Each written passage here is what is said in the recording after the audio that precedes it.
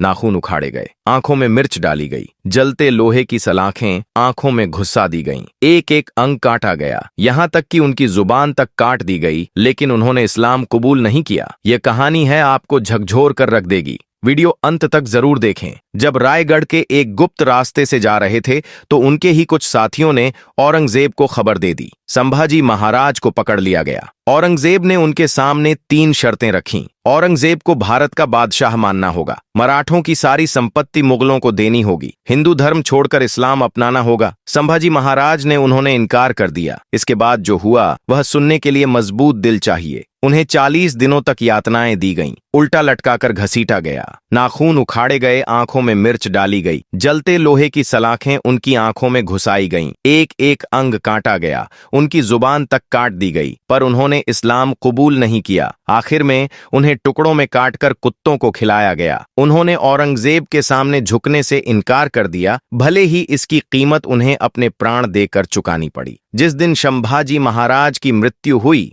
उस दिन न केवल मराठा साम्राज्य बल्कि स्वयं मृत्यु भी रो पड़ी, क्योंकि वह एक ऐसे वीर योद्धा को अपने साथ ले जा रही थी जिसने हिंदुत्व स्वराज के सपने को अपने रक्त से सींचा था। संभाजी महाराज की मृत्यु के साथ ही मराठा साम्राज्य एक गहरे संकट में डूब गया। औरंगजेब ने सोचा था कि संभाजी की मृत्यु के बाद मराठा साम्राज्य टूट जाएगा, लेकिन उसका यह सपना अधूरा रह गया। मराठा साम्राज्य के लिए यह एक कठिन समय था। क्या मराठाओं का पतन हो गया था? क्या औरंगजेब का सपना सच होने वाला था? लेकिन इतिहास ने फिर एक नायक को जन्म दिया जिसने मराठा साम्राज्य को पुनर्जीवित किया और औरंगजेब के सपनों को चकनाचूर कर दिया। लेकिन औरंगजेब इतने में भी नहीं रुका। उसने अपने मुगल सरदार जुल्फिकार खान को गढ़ किले पर आक्रमण करके संभाजी महाराज की पत्नी रानी येसुबाई, उनके 7 साल के पुत्र शाहू महाराज और छत्रपति संभाजी महाराज के छोटे भाई राजाराम को कैद करने के लिए आदेश दिए।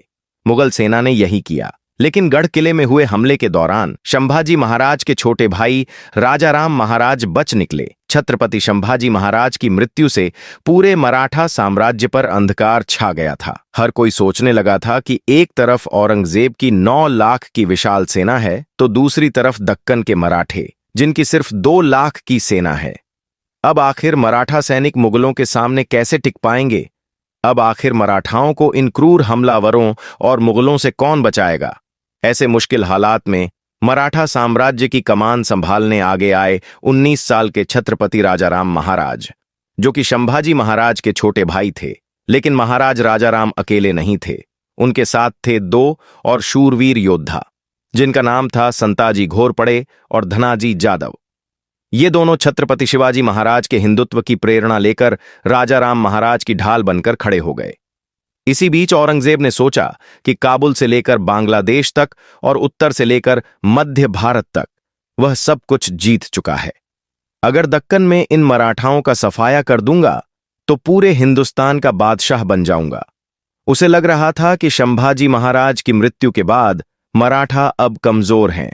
उनका 19 साल का राजा मुगलों की विशाल सेना के सामने आखिर कर ही क्या लेगा। इसीलिए उसने अगले ही दिन जुल्फिकार खान, मुकर्रब खान और शहाबुद्दीन खान जैसे ताकतवर मुगल सरदारों को इकट्ठा करके अपने लाखों की सेना के साथ मराठाओं का नामो निशान मिटाने निकल पड़ा। लेकिन छत्रपति संभाजी महाराज की चिता की जलती हुई आग की लपटें अभी ठंडी भी नहीं हुई थीं। हर मराठा के शरीर पर उस दिव्य आग की राख लग चुकी थी। उसी राख से अब हर मराठा हिंदुत्व स्वराज की चिंगारी को अपने अंदर तेजी से भड़का रहा था। हर मराठा योद्धा और नागरिक छत्रपति संभाजी महाराज की मृत्यु का बदला लेने को तैयार बैठे थे। इसी के चलते मराठाओं को खबर मिली कि औरंगजेब लाखों की सेना के साथ महाराष्ट्र के तुल्लापुर नाम की जगह पर अपना डेरा डालकर बैठा है। दोस्तों, यह वही जगह थी जहां औरंगजेब ने छत्रपति संभाजी महाराज की क्रूरता से हत्या की थी। महादेव के जयकारे लगाकर 2000 मराठा सैनिक औरंगजेब की लाखों की सेना पर एक भूखे शेर की तरह टूट पड़े। फिर क्या हुआ? हर जगह मराठाओं ने जो कत्लेआम मचाया उसकी कल्पना खुद मुगल सैनिकों ने भी नहीं की थी। मराठाओं की तलवार से युद्ध भूमि में हर जगह मुगलों के सिर कटकर गिर रहे थे। जो भी मुगल सैनिक मराठाओं के सामने आया वह जिंदा नहीं बचा। जब मराठाओं के हाथ मुगल सैनिक आते तो वे उनकी गर्दन काटकर सीधा अल्लाह के पास भेज देते। मराठाओं ने मुगलों को काट काट कर मौत का तांडव मचा दिया। मराठाओं के अचानक हमले से पूरी मुगल छावनी में भगदड़ मच गई। मुगल सेना औरंगजेब की जान बचाने की कोशिश में लगी हुई थी, तो दूसरी तरफ मराठे मरने मारने को तैयार थे। मराठों ने मुगल छावनी में घुसकर ऐसा कत्लेआम मचाया कि औरंगजेब अपनी जान बचाकर वहां से भाग गया। भले ही इस हमले में औरंगजेब की जान बच गई, लेकिन पूरे मुगल साम्राज्य की नाक कट गई। अगले दिन सुबह जब औरंगजेब ने मुगलों की मौत का मंजर देखा तो वह हैरान रह गया। लेकिन मराठा कहां रुकने वाले थे। तुरंत 2 दिन बाद मराठाओं का तूफान सीधा रायगढ़ किले पर आ पहुंचा। रायगढ़ किले को पहले से ही मुगल सरदार जुल्फिकार खान ने घेरा बनाया हुआ था, लेकिन संताजी घोरपड़े और छत्रपति शिवाजी महाराज के वीर मराठाओं ने मुगलों के इस घेरे को तोड़कर जुल्फिकार खान की सेना को काट काट कर रायगढ़ किले पर भी कत्लेआम मचा दिया। मराठाओं ने मुगलों का बेशकीमती खजाना, घोड़े और 5 बड़े बड़े हाथी अपने साथ पकड़कर वापस पन्हाला ले आए। इसके बाद औरंगजेब ने छत्रपति संभाजी महाराज को छल और धोखे से पकड़ने वाले मुकर्रम खान को बुलाया और उसे महाराष्ट्र के कोल्हापुर और कोकण प्रांत का सूबेदार नियुक्त किया। उसे मराठाओं को मिटाने का आदेश दे दिया। लेकिन मराठाओं को जब यह पता चला तो उन्होंने यह प्रण लिया कि चाहे कुछ भी हो जाए, मुकर्रम खान को जिंदा नहीं छोड़ना है। दिसंबर 1690 में मराठाओं ने मुकर्रम खान की विशाल सेना को घेरकर कत्लेआम मचाना शुरू कर दिया। इस भीषण युद्ध में संताजी घोरपड़े ने मुकर्रम खान को पकड़कर जबरदस्त तरीके से घायल किया और उसे मार डाला। इस तरह मराठाओं ने छत्रपति संभाजी महाराज की मृत्यु का बदला लिया। संताजी घोरपड़े के साहस और शौर्य से प्रसन्न होकर